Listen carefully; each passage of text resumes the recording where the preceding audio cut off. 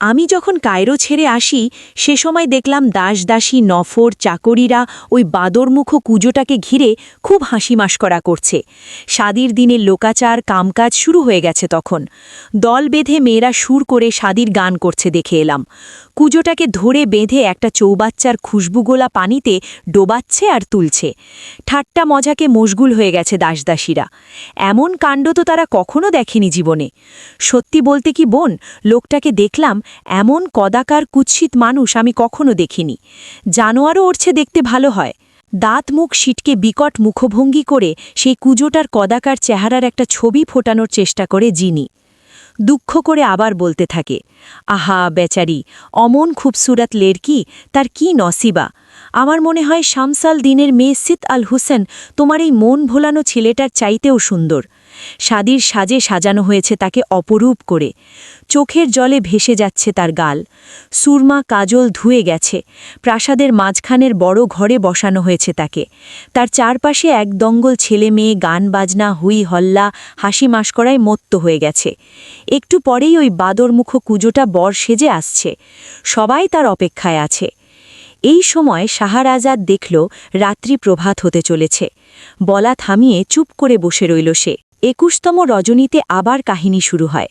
শাহরাজাদ বলে, তারপর শুনুন শাহজাদা। সেই জিনিয়া বলল, তুমি কিন্তু বাড়িয়ে বলছো ভাই। এ ছেলের মতো রূপ সারা দুনিয়ায় কারও নাই। আমি ভাবতেই পারছি না তোমার সেই সিত আল হোসেন এর চেয়ে সুন্দর কি করে হতে পারে, অসম্ভব। আফ্রিদি বলল, তুমি বিশ্বাস করো বোন, আমি এতটুকু বাড়িয়ে বলছি না। সত্যি তার মতো রূপসী যুবতী হয় না। বিশ্বাস না হয় চলো, নিজের চোখেই দেখবে। আর যেতেও হবে আমাকে। আমি বেরিয়েছি তার উপযুক্ত একটা পাত্রের সন্ধানে। তোই তোমার ছেলেটার সঙ্গে মানাবে ভালো, একেবারে শাহী জুটি। ওই বাদর মুখে কুজোটা মেয়েটার পাপড়ির মতে দেহটাকে ছিঁড়ে খাবে, এ আমি বরদাস্ত করব না কিছুতেই। যেমন করেই হোক শাদির নামে এই বাদর আমি বন্ধ করতেই হবে। চলো, আর দেরি না, এই ছেলেটাকে নিয়ে এক্ষুনি আমরা উড়ে যাই কায়রো। জিনিয়া বলল, হ্যাঁ তাই চলো। বাদরের বাচ্চাটা মেয়েটার শয্যাসঙ্গী হবে এ কিছুতেই হতে পারে না। অকাতর ঘুমে আচ্ছন্ন হাসানের দেহটাকে সন্তর্পণে নিজের পিঠে তুলে নিল আফ্রিদি। জিনিয়াকে বলল, তুমি আমার পাশে পাশে থাকে। প্রায় উল্কার গতিতে শৌ শো করে ছুটে চলল তারা। অল্পক্ষণের মধ্যেই এসে নামল কায়রো শহরের এক প্রান্তে। কাছেই উজিরের প্রাসাদ। আলোর মালায় সাজানো হয়েছে চমৎকার করে। সদরে বসানো হয়েছে নহবত। সানাইয়ে বাজছে বেহাগ। নিমন্ত্রিত আবতগতরা মোমবাতি হাতে চলেছে দলে দলে। রাস্তার পাশে একটা পাথরে তৈরি চবুতরার উপরে ওরা শুইয়ে দিল হাসানকে। এবার তার ঘুম ভেঙে গেল। চোখ মেরে দেখে অচেনা জায়গা। সে তো শুয়েছিল তার বাবার গোরস্থানে বাসরা হয়, কিন্তু এ তো একটা অজানা অচেনা শহরের রাস্তার চুবুতরা। অবাক হয়ে উঠে বসে সে। আরও অবাক হয় বিশালাকৃতির দাড়ি গোঁফ না বিশিষ্ট একটা মানুষকে দেখে। ঠিক তার সামনে দাঁড়িয়ে মুখে তর্জনী চেপে কোনো কথা না বলতে ইশারা করছে। হাসান ভয়ে চুপ করে থাকে। সেই বিরাট মানুষটা ওর হাতে ধরিয়ে দেয় একটা জ্বালানো মোমবাতি। ধরো, এই বাতিটা নিয়ে ওই নিমন্ত্রিতদের ভিড়ে মিশে যাও। তুমি অবাক হয়ে ভাবছ আমি কে? আমি হচ্ছি এক জিন। আল্লাহ আমার একমাত্র উপাস্য। তোমার কোনো ভয় নাই। আমি তোমার ভালো করার জন্যেই তোমাকে এই শহরে নিয়ে এসেছি। তুমি ঘুমিয়েছিলে বাসরাহর এক গোরস্থানে। এখন তুমি বসে আছো কায়রো শহরে। আজ রাতে এখানকার উজির শামসাল দিনের লেরকির শাদী হবে, একটা বাদরমুখ কুজোর সঙ্গে। ওই যে প্রাসাদটা দেখছো আলোয় ঝলমল করছে, কাতারে কাতারে লোকজন যাচ্ছে মোমবাতি হাতে, ওখানেই আছে সেই উজিরের মেয়ে। কেঁদে কেঁদে চোখ ফুলিয়েছে সে।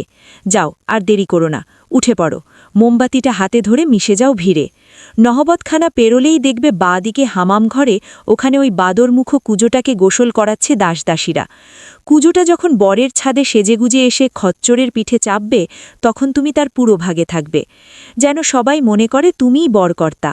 যেসব মেয়ে ছেলেরা গান বাজনার মুজরো করতে এসেছে, ওরা মাঝে মাঝেই নাচ গান থামিয়ে বরের সামনে ওড়না পেতে ধরবে প্যালা পাওয়ার জন্যে। তুমি তোমার জেবে হাত ঢোকাবে, দেখবে আমার জাদুতে তোমার মুঠি ভরে উঠে আসবে সোনার মোহর। কোনো অবাক না হয়ে, তুচ্ছ তাচ্ছিল্য জ্ঞান করে সবটাই ছুঁড়ে দেবে ওদের দিকে। হয়তোবা দু চারটে মাটিতেও পড়ে যেতে পারে, কিন্তু তুমি গ্রাহ্যের মধ্যেই আনবে না। তোমার কোনো ভাবনা নাই। যতবার দরকার জেবে হাত ঢোকালেই পেয়ে যাবে মুঠি ভরা মোহর, ফুরাবে না। এইভাবে হামাম থেকে প্রাসাদের মাঝখানের বড় ঘরের দরজা অবধি মুড়ি মুরকির মতো মোহর বিলিয়ে যাবে যাকে তাকে। ওই বড় ঘরে শাদির আসর। ওখানে জড়ো হয়েছে শহরের উজির, আমির, ওমরাহ, সওদাগরদের বিবিরা। সবাই পরে এসেছে দামি দামি সাজ পোশাক, রত্ন আভরণ। সেখানে একমাত্র বর ছাড়া দ্বিতীয় কোনো পুরুষের প্রবেশ নিষেধ। কিন্তু তোমাকে কায়দা করে ঢুকে পড়তে হবে, এবং সেটা তোমার পক্ষে তখন আর খুব শক্ত কাজ হবে না, কারণ পয়সার প্যালা যে এমন একটা বস্তু যাতে সবাই থ হয়ে যাবে। তোমাকে ঘিরে ধরবে সবাই, মাথায় করে নাচতে চাইবে। যিনি অদৃশ্য হয়ে গেল। জ্বালানো মোমবাতিটা হাতে ধরে মিছিলে সামিল হয়ে যায় সে। বুঝতে অসুবিধে হলো না একটুও। নহবতখানার বাঁ পাশে হামাম, তার চত্বরে অনেক দাসদাসী, মুজরো করা মেয়ে মানুষ। ওরা পয়সা নিয়ে নাচগান করে বেড়ায়। হামাম থেকে বেরিয়ে এলো সেই বাঁদরমুখো কুঁজে বর। মুক্তোর মালা গলায় পড়েছে, সূক্ষ্ম কারুকার্য করা বহু মূল্যবান বাদশাহী পোশাকে সাজানো হয়েছে তাকে। কয়েকজন মিলে চ্যাংদোলা করে তুলে খচ্চরটার পিঠে বসিয়ে দিল কুজোটাকে। এ নাচনেওয়ালিরা খ্যামটা নাচ নাচতে লাগল। কোমর দুলিয়ে দুলিয়ে কাওয়ালি ধরল কিছু মেয়ে, আর কতকগুলো বাজাতে লাগল ঢোল নহবত। হাসির হুন্নর উঠল প্রাসাদ প্রাঙ্গণে। হাসান গিয়ে ধরলে খচ্চরের লাগাম। আগে আগে চলে সে, পিছে পিছে আসে খ্যামটাওয়ালিরা। রূপবান হাসানকে দেখে সবাই মুগ্ধ হল।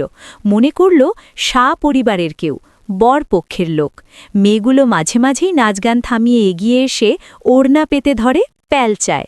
বড় ঘরে বিয়ে শাদির সময় এই রকম রেওয়াজি চালু। হাসান পকেটে হাত ঢুকিয়ে মুঠো ভরে তুলে আনে সোনার মোহর, ছুঁড়ে দেয় একটা মেয়ের আঁচলে। আরেকটি মেয়ে এগিয়ে আসে তখন, তাকেও দেয় এক মুঠো। তারপর আরও একজন। এমনিভাবে যে আসে, যে হাত পাতে, তাকেই মুঠো ভরা মোহর দিতে লাগল সে। সবাই অবাক, একেবারে আদত খানদানি ব্যাপার। কয়েক মুহূর্তের মধ্যেই সবারই নজর গিয়ে পড়ল হাসানের ওপর। কুজে বরের দিকে তখন আর কেউ তাকায় না। এইভাবে প্রাসাদের প্রধান কক্ষের দরজায় এসে পৌঁছল তারা। এবার বর একা যাবে সেই অন্দরমহলে। সেখানে গণ্যমান্য উজির, আমিরের বিবিরা ঘিরে আছে সিতাল হুসনাকে। কুজোটার একটা হাত ধরে প্রায় হিড়িহিড় করে টেনে ভিতরে ঢুকে পড়ে হাসান। কেউ কিছু বলার বা বাধা দেবার চিন্তাই করল না।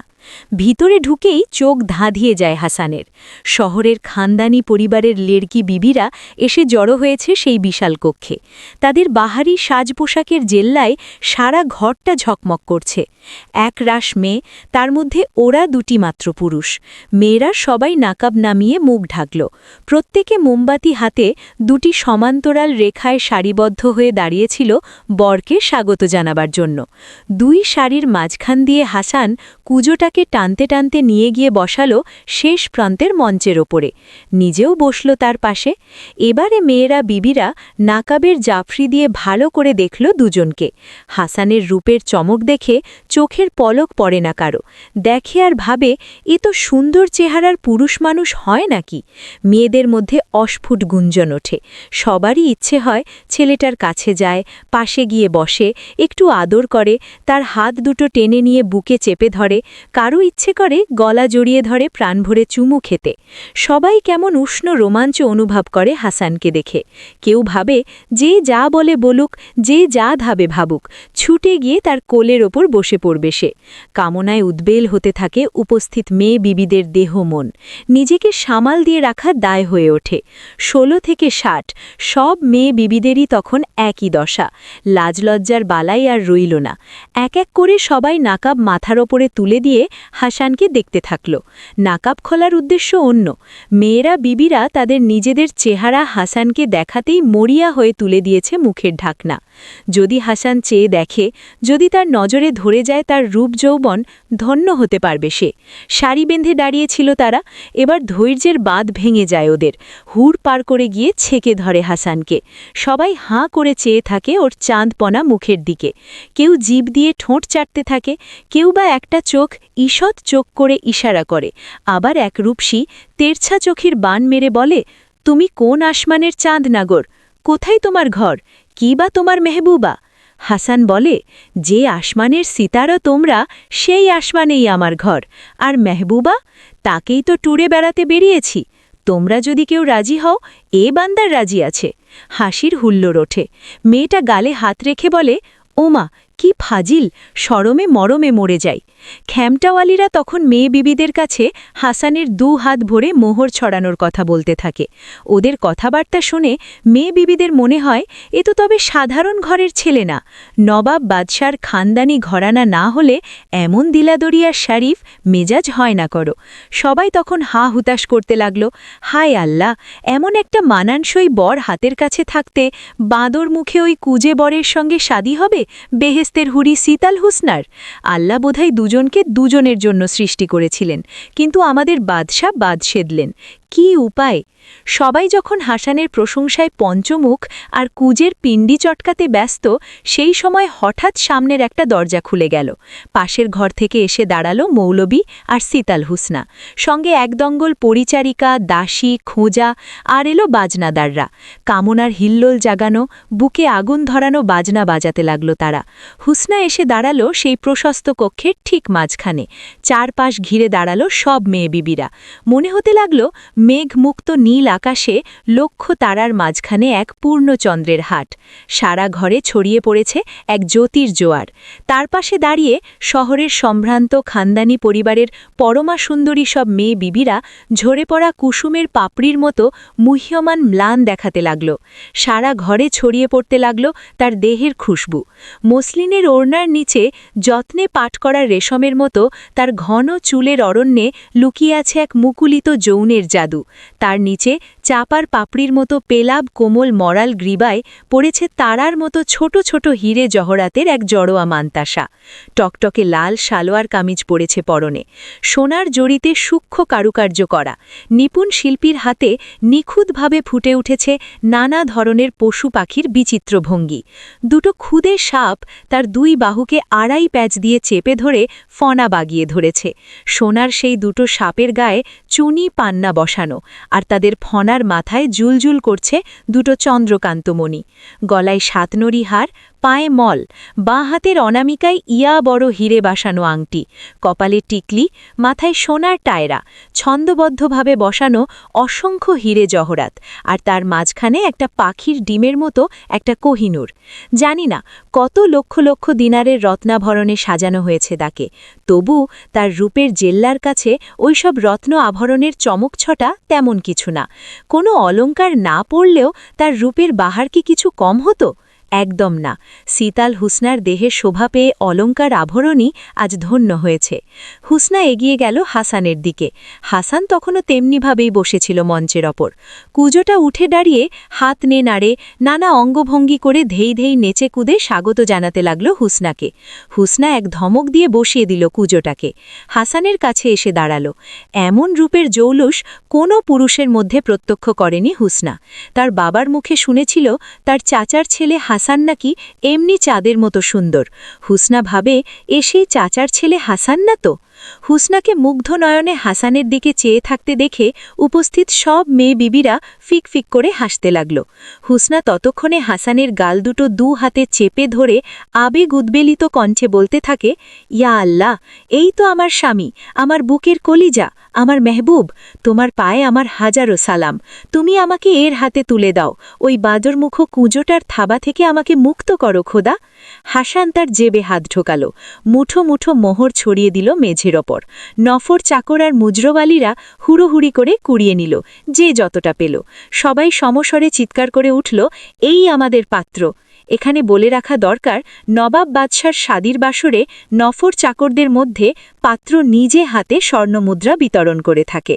কুজোটা রাগে গড়গড় করতে থাকে।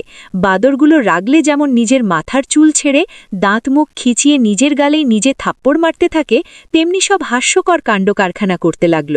মেয়েরা হেসে লুটোপুটি হতে থাকে, কেউ বা ওর কাছে যায়। কুজোটা শূন্যে মুঠি ছুঁড়ে ঘুষি মারার ভয় দেখায়। আরও মজা পায় মেয়েরা, নানাভাবে খেপিয়ে দিতে থাকে। একটি মেয়ে কাছে এসে বলে, আহা, তোরা হাসছিস কেন রে? দেখছিস না আমাদের কুঁজে বোনাই বিবির শোকে কাঁদছে? তা বোনাই সাহেব কি আর করবে বলে? তোমার হুবু বিবি তো আসমানের চাঁদ হাতে পেয়েছে, তোমাকে তার মনে ধরবে কেন? আহা, দুঃখ করো না বাদর বোনাই।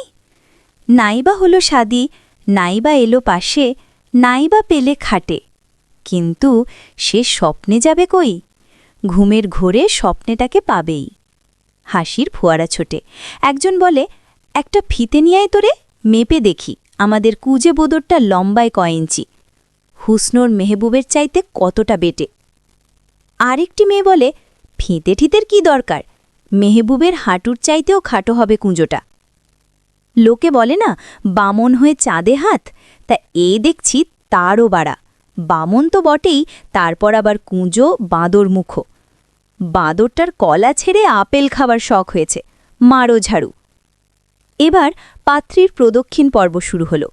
প্রতিবার নতুন সাজে সেজে এসে এক এক করে 7 বার সারা কক্ষটার চারপাশ প্রদক্ষিণ করলে হোসন। প্রতিবার ঘুরে এসে দাঁড়ালো হাসানের মুখোমুখি। শাদির প্রথা অনুসারে এইটাই প্রধান রীতি। এই সময় উপস্থিত মেয়েরা ভালোবাসার মিলনের এবং খিস্তি খেউড়ের গান ধরে। যারা নাচে তাদেরও অঙ্গভঙ্গিতে কামকলার প্রাধান্য পেয়ে থাকে। বাজনার তালে তালে রক্তে নাচন শুরু হয়। মেয়েরা জড়ায় জুড়ি কামড়াকামড়ি শুরু করে। তখন সবাই এক অন্য নেশায় মেতে ওঠে। কেউ শুয়ে পড়ে, আরেকজনকে বুকের উপরে টেনে নেয়, ঠোঁটে ঠোঁট রাখে, আর চোখ রাখে হাসানের দিকে। দেখে মনে হয় যেন একজোড়া মেয়ে পুরুষ মেতে উঠেছে কামকলায়। এসবই লোকচার, শাদির রাতের প্রচলিত রীতি। নানাভাবে পাত্রপাত্রীকে কামভাবে উত্তেজিত করাই এর আসল উদ্দেশ্য। ইতিমধ্যে পাত্রীর 7 পা ঘোরা শেষ হয়। এক এক করে সবাই ঘর ছেড়ে বাইরে চলে যায়। শুধু থাকে হাসান, বাদর মুখে কুঁজে বর, হুসনা আর তার দাসী পরিচারিকরা। তারা এবার পাত্রী নিয়ে যায় পাশের ঘরে। শাদির সাজ পোশাক ছাড়ানো হবে তার। বিশাল কক্ষের শাদি মঞ্চে তখনও 2টি প্রাণী বসেছিল, একজন হাসান, আরেকজন সেই বাঁদরমুখো কুঁজে বর। মঞ্চের উপরে উঠে দাঁড়ালো কুঁজোটা, বলল, তুমি আজ আমাদের শাদির বাসরে মেলাই আনন্দ দিয়েছ মালিক, সেজন্যে বহুত শুক্রিয়া। 2 হাতে অনেক মোহর ছড়িয়ে আমাকে অনেক ঋণী করেছে। তোমার এই ঋণ শোধ করতে পারব না আমি। যাই হোক, এবার তো আমাদের আসল কাজকাম আরম্ভ হবে।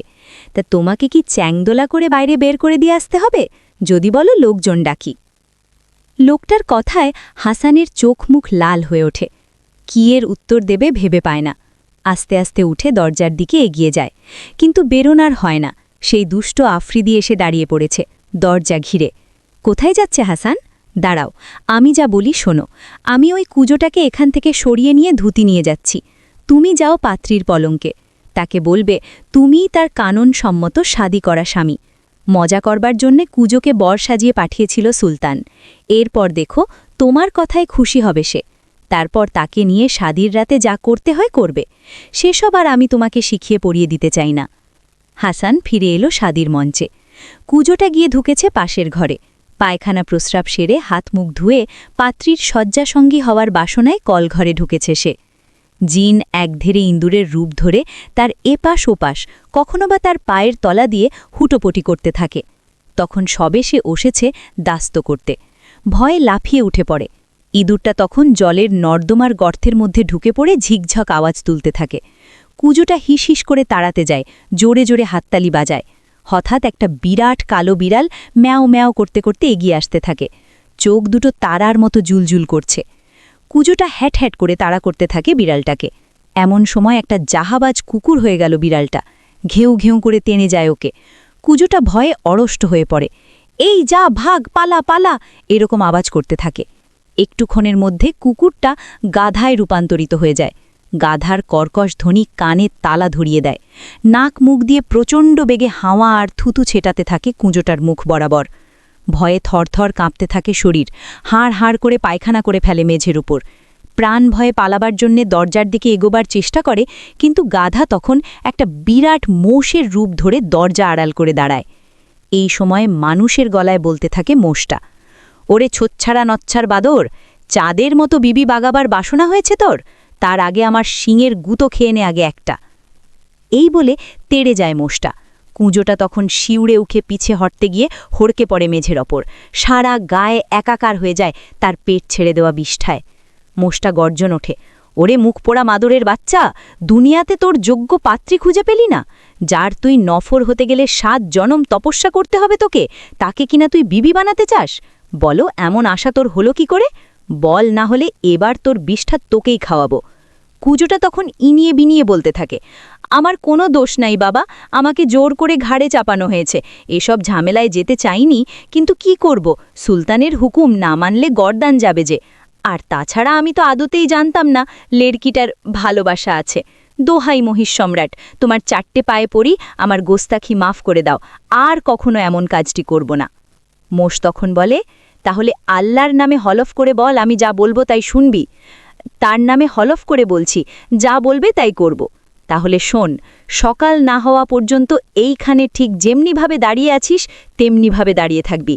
এক পা যদি নড়িস বা শাদির বাসর ঘরে উকিঝুঁকি মারিস, তোকে আর আস্ত রাখব না, একটা গাদায় মাথা গুটিয়ে ছাতু করে দেব। আর এই সব ব্যাপারে কারো সামনে যদি মুখ খুলিস, কাউকে যদি একটা কথাও বলিস, তাহলে প্রাসাদের গম্বুজের ওপর থেকে আছাড় মেরে মাটিতে ফেলে দেব।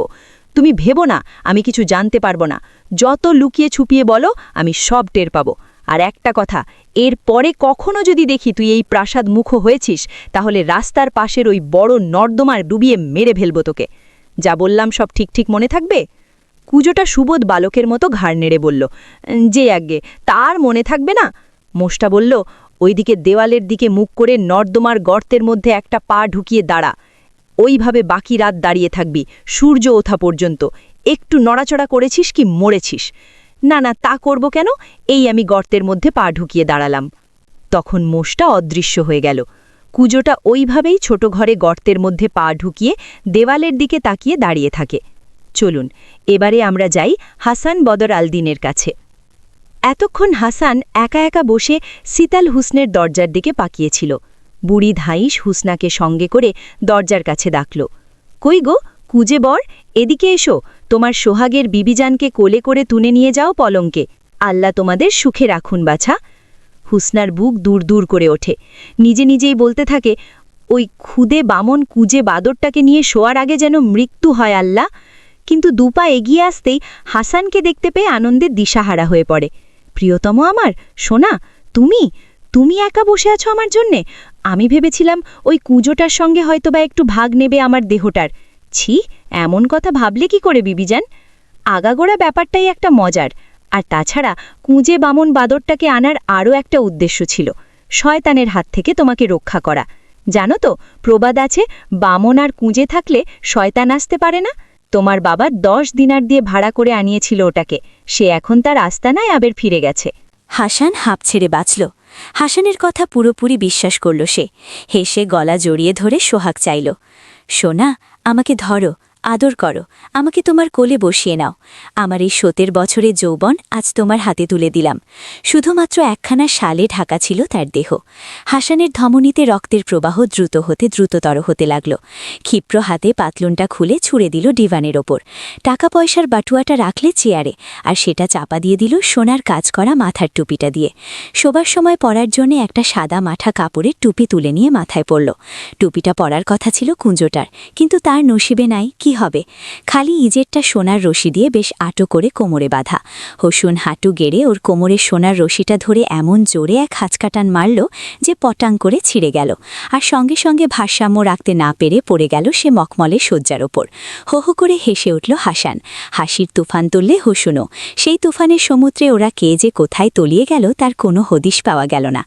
যখন শান্ত, অবসন্ন অথচ প্রসন্ন হয়ে ঢলে পড়ল দুজনে, তখন হাসান শুধু বলতে পারল, বুঝলাম, আমি তোমার জীবনে প্রথম পুরুষ। সেই রাত্রেই হুসুন অন্তঃসত্ত্বা হল। তার পরিণাম কোথায় গিয়ে দাঁড়ালো সে কাহিনী আপনাকে পরে বলবো জাহাপনা। সেই রাতের স্বল্পকালের মধ্যে মোট 15 বার তারা মিলিত হল। হাসান বলল, আজকের রাতের মতো এখানেই ইতি করা যাক, এবার একটু ঘুমোতে হয় কি বলো? হুসুন বলে, ঘুমে আমারও চোখ জড়িয়ে আসছে। একটা ক্ষণের মধ্যে অসার ঘুমে আচ্ছন্ন হয়ে পড়ে দুজনেই। ছোট ঘর থেকে বেরিয়ে এসে জিনি দেখে জিনিয়া দাঁড়িয়ে দাঁড়িয়ে দেখছে ওদের সুখনিদ্রা। জিনি বলল, নাও, আর দেরি করো না, ছেলেটাকে তুলে নাও, যেখান থেকে এনেছিলাম সেই বস্ত্রাহরের গোরস্থানে রেখে আসতে হবে। জিনিয়া নিজের পিঠে তুলে নিল ছেলেটাকে। গায়ে একটা জামা মাত্র সার, ইজের পাতলুন কিছুই পরনে নাই। সর্ষে করে আকাশপথে উড়ে চলল। পাশে পাশে চলতে থাকে জিনি। এইভাবে চলাকালে জিনির মধ্যে বদচিন্তা চারা দিয়ে ওঠে। জিনিয়ার ওপর বলাৎকার করতে উদ্যত হয়। অন্য সময় হলে জিনিয়া খুব একটা গড়রাজি হতো না, কিন্তু তখন তার পিঠে হাসান। এই অবস্থায় রতিবিহার করতে গেলে ছেলেটা মেয়েটা পড়ে যেতে পারে, সেই আশঙ্কায় জিনিকে নিরস্ত করার চেষ্টা করে সে। কিন্তু আফ্রিদিদের সঙ্গম চিন্তা একবার জেগে উঠলে ক্ষান্ত করা অসম্ভব। বাধা পেলে তখন সে ভয়ঙ্কর হয়ে ওঠে, সমস্ত কিছু ভেঙে চুরে খান খান করে ফেলে। তেমনি কিছু একটা অঘটনই হয়তো ঘটত, কিন্তু উপরে আল্লাহ আছেন, তিনিই সব ব্যবস্থা করে দিলেন। প্রচণ্ড শব্দে একটা বাজ পড়ল জিনির মাথায়। ব্যাস, সব শেষ। দাউ দাউ করে জ্বলে ওঠা জিনি সেই প্রকাণ্ড বপুটা তীর বেগে নেমে গেল মাটির দিকে। জিনিয়া শুনতে পেল আকাশ বাতাস কাঁপিয়ে এক আর্তনাদ উঠল। মাটিতে পড়ে খান খান হয়ে গেল জিনির দেহটা, পুড়ে ছাই হয়ে গেল সব। জিনিয়া আস্তে আস্তে নেমে এলো জিনির জ্বলন্ত চিতার পাশে। সিরিয়ার দামাস্কাস শহরের প্রবেশমুখে নেমে পড়েছে সে। হাসানকে পিঠ থেকে নামিয়ে রাস্তার একপাশে শুয়ে রেখে অদৃশ্য হয়ে গেল। একেই বলে নিয়তি। তখন বেশ বেলা হয়েছে, প্রবেশদ্বার খুলে দিয়েছে দাঁড়ি। শহরের পথে লোক সমাগম হতে থাকে, আর সবাই অবাক বিস্ময়ে তাকিয়ে তাকিয়ে দেখতে লাগলো নবাবপুত্রের মতো দেখতে সুন্দর এক অর্ধ উলঙ্গ যুবক ঘাসের উপর শায়িত, ঘুমে আচ্ছন্ন, গায়ে শুধু কামিজ আর মাথায় একটা রাতে পরার টুপি। পাতলু নিজের কিছুই পরনে নাই। একজন পথচারী বলল, আহা বেচারা বোধহয় বড়ই ক্লান্ত এবং বেঘরে ঘুমোচ্ছে। আর একজন বলে, কি সুন্দর চেহারা। অন্যজন প্রশ্ন তোলে, কিন্তু ছেলেটা উলঙ্গ হলো কি করে? কেউ কি পাতলু নিজর খুলে নিয়েছে? আবার কেউ বা বকা করে ফোড়ন কাটে, দেখে বেহেড মাতাল হয়ে কোথায় কোনো নর্দমায় পড়েছিল। যখন তারা এরকম আজগুবি কল্পনায় মশগুল, সেই সময় সকালবেলার একটা হালকা হাওয়া এসে উড়িয়ে নিয়ে গেল তার কামিজ। সবাই দেখে অবাক হলো, তার দেহের গোপন অঙ্গের অপূর্ব মনোহর সৌষ্ঠব। এই সময় হাসানের ঘুম ভেঙে যায়। চোখ মেলে দেখে অচেনা অজানা এক নতুন জায়গা। একটা শহরের প্রবেশমুখে রাস্তার একপাশে তৃণশয্যায় শুয়ে আছে সে, আর তাকে ঘিরে একপাল লোক জটলা করছে। চিৎকার করে উঠল, আপনারা বলুন আমি কোথায়, আর আপনারাই বা আমাকে এমনভাবে ঘিরে ধরেছেন কেন? কি ব্যাপার? একজন জবাব দিল, তুমি এই অবস্থায় এখানে পড়ে আছো দেখেই আমরা দাঁড়িয়ে পড়েছি। তুমি কি জানো না জায়গাটা দামাস্কাস শহরে ঢোকার প্রধান দরজা? কাল রাতে তুমি কোথায় ছিলে, আর কি করেই বা তোমার পরনের পাতলুন খোয়া গেছে? হাসান প্রায় কাঁদো কাঁদো হয়ে বলে, এসব কি ব্যাপার, কিছুই মাথায় ঢুকছে না। কাল রাতে ছিলাম আমি কৈরো, আর তোমরা বলছে আমি এখন দামাস্কামে। হাসানের কথা শুনে খ্যাক খ্যাক করে হেসে উঠল কয়েকজন। একজন বলল, চর্ষের মাত্রা বোধহয় একটু বেশি হয়ে গেছে সাহেবের। দামাস্কাস থেকে কৈরোর দূরত্ব অনেক। এক রাতে কেন 10 দিন 10 রাত হাঁটলেও পৌঁছনো সম্ভব নয়। সুতরাং গাঁজাখুরি কথা শুনে এই ধরনের মন্তব্য তো করবেই লোকে। আর একজনের মনে হল লোকটা বোধহয় বদ্ধ পাগল। অন্য একজন বলে, আহা, এমন সুন্দর চাঁদের মতো ছেলে, মাথা খারাপ হয়ে গেছে, একেই বলে নসিবের লেখা। একজন বয়স্ক ভারিক্কি চালের লোক তার কাছে এগিয়ে এসে প্রশ্ন করে, আচ্ছা বাপু, খোলসা করে বলো দেখি, কি তুমি বলতে চাও? হাসান বলে, গতকালে মাঝরাতে আমি কৈরোতে ঘুমিয়েছিলাম, আর সন্ধ্যাবেলায় ছিলাম আমি আমার নিজের শহরে বসরায়। এবারে আর সেই বয়স্ক ভারিক্কি চালের লোকটিও হাসি চাপতে পারল না। ওর কথা শুনে সবাই হেসে গড়িয়ে পড়ে আর কি। ওই লোকটি বলেন, না, কোনো আশা নাই, একেবারেই গেছে। একজন সম্ভ্রান্ত গোছের শিক্ষিত লোক এগিয়ে এসে বলে, তোমার মাথাটা একটু ঠান্ডা করো, আমন বোকার মতো কথা বললে তো লোক হাসাহাসি করবেই। আমি বেশ সুস্থ, ভেবেচিন্তেই বলছি সব কথা। গতরাতে কৈরোতে আমার শাদী হয়েছে, চমৎকার কেটেছে রাতটা। একজন ঠাট্টা করে ওঠে, সাহেব বোধহয় স্বপ্নের ঘোরে শাদীর মজা লুটেছে রে। তা বাবা, পাত্রীটা দেখতে কেইসা? হুড়িপড়ি হবে নিশ্চয়ই। হাসান বেশ রুষ্টই হয় তার কথা শুনে, বলে, ঠাট্টা করছো কেন? তা সে হুড়ি কম কিসে? তার মতো রূপ যৌবন কোনো মানুষের হয় না। আর স্বপ্ন বলে তামাশা করছে কেন? যা করেছি তা ঘুমোবার আগেই করেছি। একটা বাঁদর মুখে কুজে বামনের স্বাদ হয়েছিল, শাদী করতে এসেছিল তাকে। তার বাঞ্ছা আর পূরণ হয়নি, ভাগিয়ে দিয়েছি তাকে। আমার মাথায় এই যে রাতের টুপিটা দেখছ, এটা তার জন্যই আনা হয়েছিল। এই বলে আশেপাশে এদিক ওদিক কি যেন খুঁজতে থাকে হাসান। তারপর কাঁদো কাঁদো হয়ে বলে, হায় খোদা, আমার টুপিটা গেল কোথায়? আমার টাকা পয়সার বটুয়াটা, ইজের আর পাতলুনি বা কি হলো?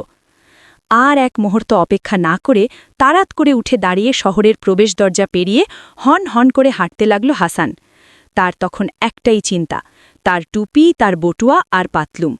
তার পিছন পিছন এক দঙ্গল ফচকে চেংড়া যে তাড়া করে চলেছে, সেদিকে তার বিন্দুমাত্র ভূক্ষেপ নাই। ছেলেগুলো মজা করে আওয়াজ তুলছে, পাগল পাগল। হাসান দেখল নিরুপায়। যত সে এগোচ্ছে তত বেশি ফাজিল ফক্কর ছোড়া এসে দল ভারী করে তুলছে। একটা লুটির কারখানার দরজা খোলা পেয়ে ভিতরে ঢুকে পড়ে সে। এই দোকানের মালিকটা দারুণ বদমেজাজি লোক। তার ভয়ে ছোকরাগুলো কেটে পড়ল যে যার মতন। এবার হাসানকে এখানে রেখে আসুন আমরা যাই সিত অল হুসনোর কাছে। সকালে ঘুম ভেঙে গেলে হুসনার। পাশে দেখে হাসান নাই। ভাবল হয়তো ছোট ঘরে ঢুকেছে। যখন হাসানের প্রতীক্ষায় সে বসে আছে, ঘরে ঢুকল তখন তার বাবা শামস অল দিন। জিজ্ঞেস করল, কেমন কাটল বেটি? তার মন বড় বিষণ্ণ, মুখে হাসি নাই। সুলতানের কোপে পড়ে মেয়েটার জীবনটা বরবাদ হয়ে গেল। একটা কদাকার কুজোর সঙ্গে তার শাদী হল। হয়তো মনের দুঃখে মেয়েটা তার আত্মঘাতী হবে। আবার প্রশ্ন করল, তোর কোনো অসুবিধে হয়নি তো মা? বাবা ভেবেছিল মেয়েকে দেখবে বিষণ্ণ তাতর, কিন্তু এ কি, তার টসটসে চেহারা! আনন্দে ডগমগ হয়ে উঠেছে ওর মুখ চোখ। রেগে গর্জে ওঠে, বেশরাম বেহায়া লেড়কি! বংশের খানদানি মর্যাদার কথাও কি সব ভুলে গেছিস তুই? একটা নীচ নফরকে নিয়ে আমোদ ফুর্তি করেছিস সারা রাত, তার চেয়ে গলায় দড়ি জুটল না? আব্বাজান! হুসনো বাবাকে জড়িয়ে বলে, তুমি ভুল করেছ। কাল রাতে যার সঙ্গে আমার শাদী হয়েছে তার পায়ের নখের যুগ্নিও না তোমার ওই বাঁদর মুখে কুঁজে বামনটা। আমরা সবাই মিলে লোকটাকে বাঁদরের নাচ নাচিয়েছি সারাক্ষণ, ভারী মজা করেছি। তুমি মজা করে কুঁজোটাকে নিয়ে এসে অবশ্য ভালোই করেছ, কিন্তু আমার অবস্থা বোঝো তখন? আমি তো কেঁদে সারা। তখন কি করে বুঝব ওটা আসলে আমার বর না, তো তোমরা তামাশা করার জন্য পাঠিয়েছ? যাগ্গে, এখন অন্য কথা বলো। হুসনোর কথায় আরও রেগে উঠল শামসলদিন। কথাবার্তা যখন বলবে একটু হিসেব করে সভ্য ভব্যভাবে বলো। এসব কি অনাসৃষ্টি কথা তোমার মুখে? তুমি কি বলতে চাও ওই কুঁজোটাকে নিয়ে রাত কাটাওনি? হুসনো আদুরে মেয়ের মতো ন্যাকাসুরে বলতে থাকে, আবার সেই হতচ্ছড়া কুঁজোটার নাম মুখে আনছো আব্বাজান? বলছি ওসব অলক্ষণী কথা থাক এখন। তাহলে গোড়া থেকেই বলি, শোনে। গত রাতের আগাগোড়া সব কাহিনী বিবৃত করলে হুসনো। আহ, কি আমার বরাত আব্বাজান! আজ আমার মতো সুখী আর কোনো মেয়ে নাই দুনিয়ায়। কি তার রূপ, কি তার যৌবন! সারা দেশ ঢুরলে তার জুড়ি পাবে না তুমি। যেমন রূপ তেমনি তার ব্যবহার। সারা রাত ধরে কতভাবে কত আদর সোহাগ করেছে সে তো তোমাকে খুলে বলা যায় না আব্বাজান। তোর কি মাথাটাতা খারাপ হয়ে গেল নাকি? কই, কোথায় সে ছেলেটা? হুসনো বলে, দেখো হয়তো ছোট ঘরে গেছে। আর দেরি সহ্য হল না। ক্ষিপ্র পায়ে উঠে গিয়ে ছোট ঘরের দরজা ঠেলে ঢুকে পড়ল। একটা বেটে কুঁজো লোক গর্তের মধ্যে পা ঢুকিয়ে দেওয়ালের দিকে মুখ করে দাঁড়িয়ে ঠকঠক করে কাঁপছে। কে তুমি? উজির গর্জে ওঠে। তুমি সেই কুঁজোটা না? কিন্তু লোকটা এমনই ভীত সন্ত্রস্ত যে কোনো জবাব দিতে পারল না। শুধু কেবলই মনে হতে থাকল জিনিটাই বুঝিয়ে আবার ফিরে এসেছে। এই সময় রাত্রি অবসান হতে থাকে। শাহরাজাদ গল্প থামিয়ে চুপ করে বসে রইল। পরদিন ২২তম রাত্রি। আবার সে গল্প শুরু করে। তারপর শুনুন শাহজাদা, জাফর তার গল্প বলে যাচ্ছে আর খলিফা হারুন অল রাশিদ তন্ময় হয়ে শুনছেন। সেই ভীত সন্ত্রস্ত কুজোটা কোনো উত্তর দিতে পারল না। শুধু তার মনে হতে থাকল জিনি এসে পড়েছে আবার। উজির এবার আরও জোরে চিৎকার করে ওঠে, কে তুমি? বলো শিগগির, জবাব দাও, না হলে কেটে টুকরো টুকরো করে ফেলে দেব। এই ওষুধে কাজ হল। দোহাই বাবা, জিনি সাহেব, তুমি অগতির গতি, জগতের পতি, অনাথের নাথ, পরম পিতা, তোমাকে গোড় করি, আমার কোনো দোষ নিও না, আমি তোমার কোনো কথার অবাধ্য হইনি। কি যাতা বকবক করছে? আমি কোনো জিনি ফিনি না, আমি মেয়ের বাবা, সুলতানের উজির। তখন সেই কুজোটা তোড়ফে উঠল। ওহ, আপনি বেরিয়ে যান এখান থেকে। আপনার কোনো কথা শুনতে চাই না আমি। আমার জীবনটাই বরবাদ করে দিয়েছেন আপনি। শিগগির এখান থেকে কেটে পড়ুন, না হলে এক্ষুনি সেই আফ্রিদি এসে পড়লে ঠেলা বুঝবেন। আপনার মুখ দেখতে চাই না আমি। চলে যান নিজে। যত নষ্টের গোড়া আপনি। আমার এত কষ্ট খালি আপনার জন্যে। আপনি আমাকে একটা নষ্ট মেয়েছিলের ঘাড়ে চাপানোর মতলবে ছিলেন। আপনার মেয়ে মহব্বত করে একটা মোষ, একটা গাধা, মানে একটা আফ্রিদি দৈত্যের সঙ্গে। আপনি নিজেও যতটা, আপনার মেয়েও ঠিক ততটা খারাপ, বদমহিষ। তুমি একটা বদ্ধ উন্মাদ, উজির বলল। এদিকে একবার বেরিয়ে এসো, তারপর তোমাকে মজা বুঝিয়ে দিচ্ছি। কুঁজো তখন শিয়ানার মতো বলে, হ্যাঁ বাবা, ওটি হচ্ছে না। আফ্রিদির হুকুম ছাড়া এক পাও এখান থেকে নড়ব না। অতটা পাগল এখনো হইনি আমি। যতক্ষণ না সূর্য উঠছে ততক্ষণ এক পাও নড়ছি না এখান থেকে। আপনি সরে যান, আমাকে একটু শান্তিতে থাকতে দিন। আচ্ছা বলুন তো, এতক্ষণে সূর্য উঠেছে কি ওঠেনি? উজির বিস্ময় বিমূঢ় হয়ে প্রশ্ন করে, আফ্রিদি কি করেছে, কি বলেছে তোমাকে? কুঁজো তখন সমস্ত খুলে বলল তাকে। উজির পায়খানার ওপাশের আরেকটা দরজা খুলে দিয়ে বলল, রোদ উঠে গেছে, যা পালা এখান থেকে। দরজার ওপারে পা দিয়েই দৌড় দিয়ে নিমেষে হাওয়া হয়ে গেল কুঁজোটা। দৌড়তে দৌড়তে এসে হাজির হল প্রাসাদের দরবার মহলে, একেবারে সুলতানের সামনে। হাঁপাতে হাঁপাতে বলল সব বৃত্তান্ত, কালকের রাতের সব কাহিনী। এদিকে শামস আল দিন সিত আল হুসনর কাছে এসে দিশাহারাভাবে বলল, ব্যাটা, মনে হচ্ছে আমার মাথাটা বোধহয় খারাপই হয়ে গেছে। কেন আব্বাজান? এ যে সব ভুতুরে আজগুবি কাণ্ড কারখানা, আমার মাথায় কিছুই ঢুকছে না। একটু খোলসা করে বলো তো মা। হুসন বাবার হাত ধরে কাছে বসায়, বলে, এ তো জলের মতো পরিষ্কার আব্বাজান। সেই প্রিয়দর্শন যুবক গতরাতে উপস্থিত সবারই খুব প্রিয়পাত্র পূর্বসু পিণ্ড হয়ে উঠেছিল। তার সঙ্গেই আমি মধুয়ামিনী যাপন করেছি। তোমাকে বলতে লজ্জা করছে আব্বাজান, আমার বিশ্বাস তার সঙ্গে গতরাতে সহবাসের ফলে আমি অন্তঃস্থতা হয়েছি। এই দেখো তার প্রমাণ, তার মাথার বাদশাহী টুপি, তার টাকা পয়সার বটুয়া, আর ওই দেখো তার পাতলুন আর ইজের। চেয়ারের উপরে রাখা টুপিটা হাতে তুলে নিল শামস আল দিন।